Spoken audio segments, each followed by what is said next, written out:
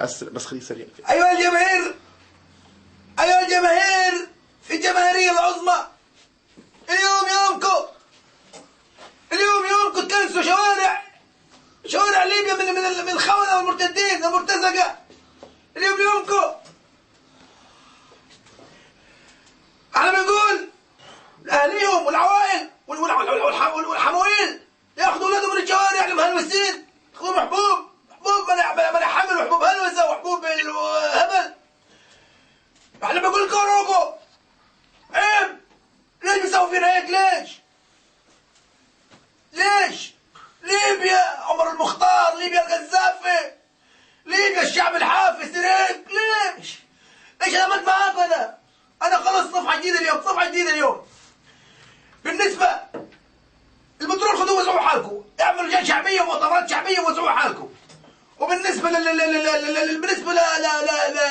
بالنسبه كل شيء انتم تحكموه. حليت كل لجان شعبيه وحليت كل البلديات. انا مش رئيس، انا رئيس مرميه في وجهكم الاستقاله. انا مش رئيس، انا قذافي ملك الملوك. امريكا 170 طياره ضربتني في بيتي ما متش. ليش؟ كنت متخبي. عيب. القذافي انا اسطول 4000 امريكا زودوهم في البترول عشان يقصفوني. مرقوا عن دوركم يا هبل، مرقوا عن دوركم وانتوا قاعدين دور عمين على القذافي. ليش؟ عشان نسوري، عشان نحفظ عمر المختار. اسمعوا، هذا دستور، هذا دستور الأمة، هذا دستور.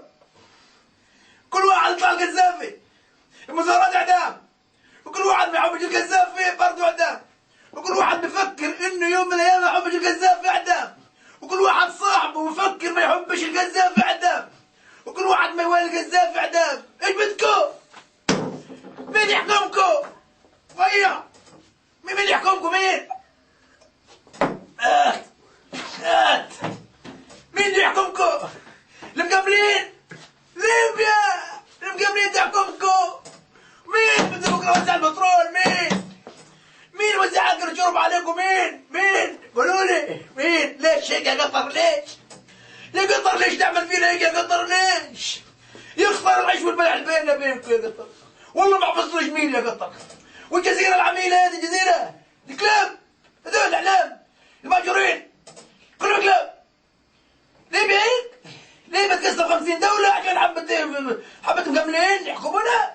ليبيا اخ يا ليبيا، انا بقول اطلعوا لهم، قهروهم.